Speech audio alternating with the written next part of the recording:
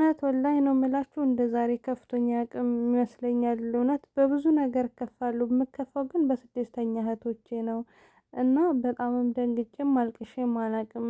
ብቻ በጣም ተሰማኝ ሀቂቀተን ድህነትን አምርሬ ወቀስኩት። ድህነትን አምርሬ ጠላሁት። ምክንያቱም ድህነታችን ነው ሰው ቤት የሚያንከራትተን፣ ድህነታችን ነው ክብራችንን የሚያሳጣን፣ ድህነታችንን ነው አንገታችን ያስደፋን። ወላሂ አምርሬ ጠላሁት።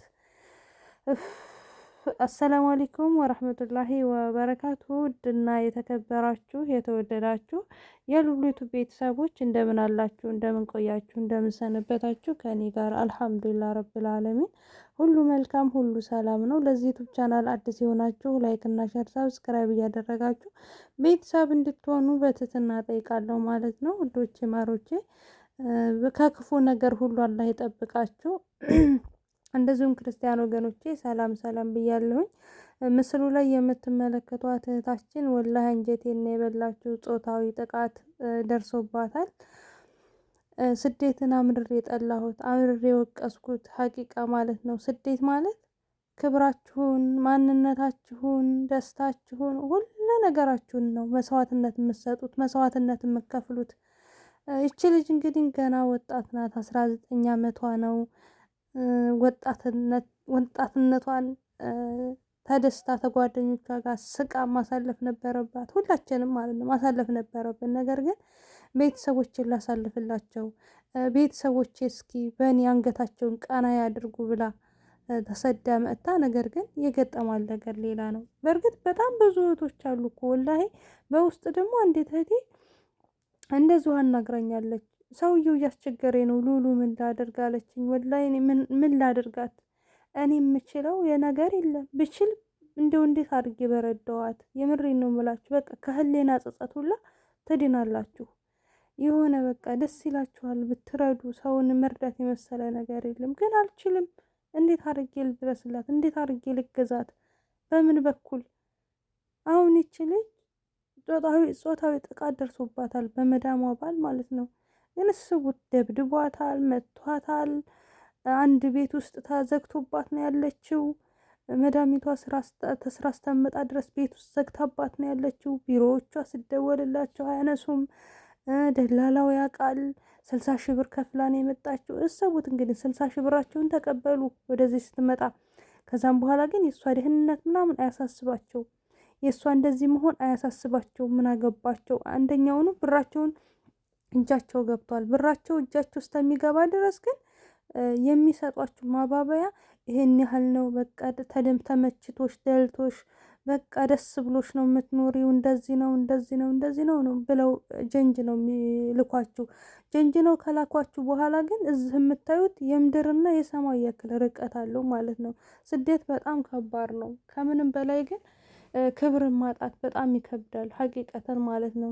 እቺ ልጅ እንግዲህ የሚደርስላት አጣቢ በመጨረሻ ያላት አማራጭ ሚዲያ ላይ መናገር ነው። ሚዲያ ላይ መውጣት ነው። ለሚዲያ ማሳወቅ ነው። የመጣችበት ቢሮ አዲስ አበባ አውቶቢስ ተራ 7 ደረጃ ፎቅ ላይ የሚባል እዛ ነው። ቁጥሩን ፖስትላችኋለሁ፣ የምትመለከቱት ነው። በዚህ ቁጥር የሚመጡ በዚህ ኤጀንሲ የሚመጡ እህቶች ካሏችሁ አስጠንቅቁ። ሲደወላቸው ስልክ አይመልሱም። ችግር ሲነገራቸው በቃ ጸጥ ጸጥ። አንድ ኤጀንሲ እኮ ሲልክ የነዛን የልጆች ደህንነት ኃላፊነት መውሰድ አለበት።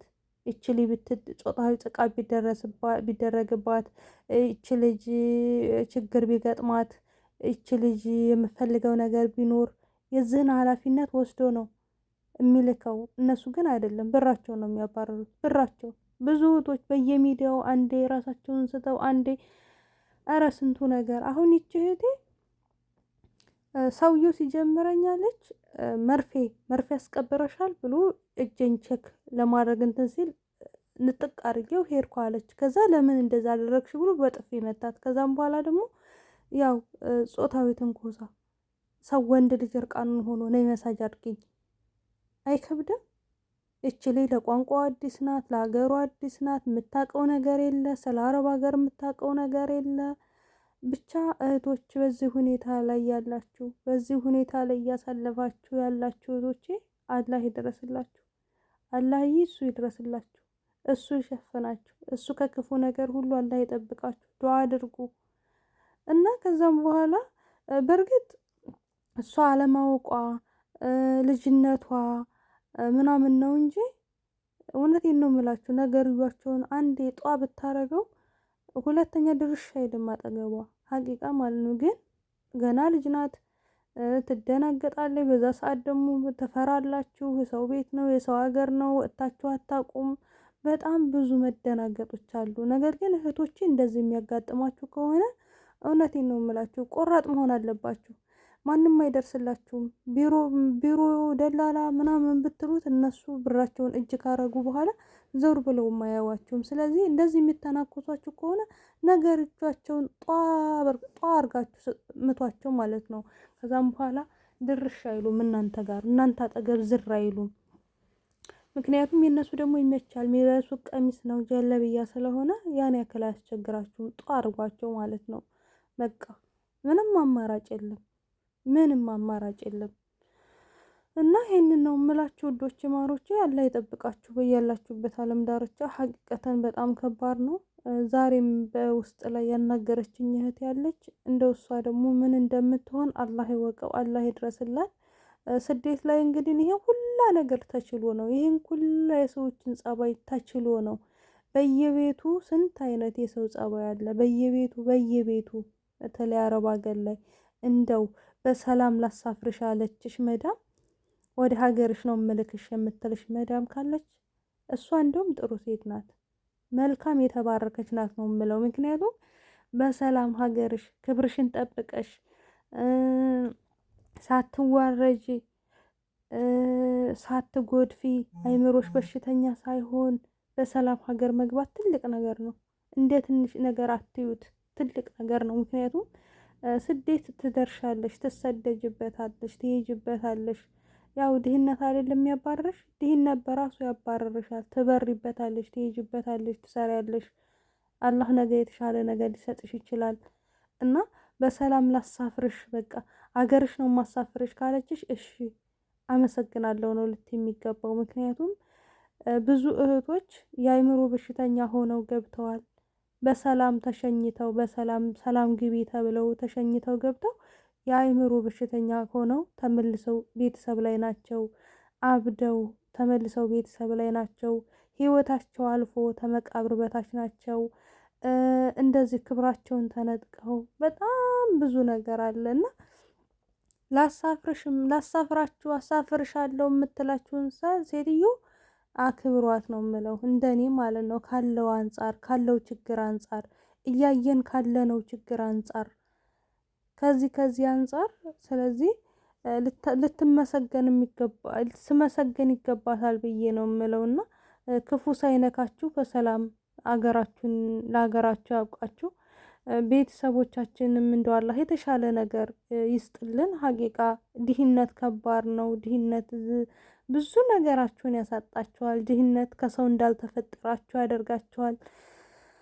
ድህነት አላቅም ልባችሁን ነው የሚሰብረው። ድህነት በተለይ አሁን ላይ እኔ ሶሻል ሚዲያ ስለወጣ እያንዳንዱ ነገር ስለምናገኝ ይሁን አላሁ አለም፣ ግን ሶሻል ሚዲያ ያላያቸው ሚዲያ ጋር ያልቀረቡ ስንት እህቶች አሉ። ስንት በጓዳ የሚሰቃዩ እህቶች አሉ። ሚዲያ የማያውቁ ሚዲያ ያላያቸው ስንት ስቃይ እያስተናገዱ የሚኖሩ እህቶች አሉ። ሀቂቃ ማለት ነው። እና ቤት ይቁጠረው፣ ምንም አይባልም ሌላ። እንደው አላህ የተሻለ ነገር ይወፍቀን በሀገራችን ላይ።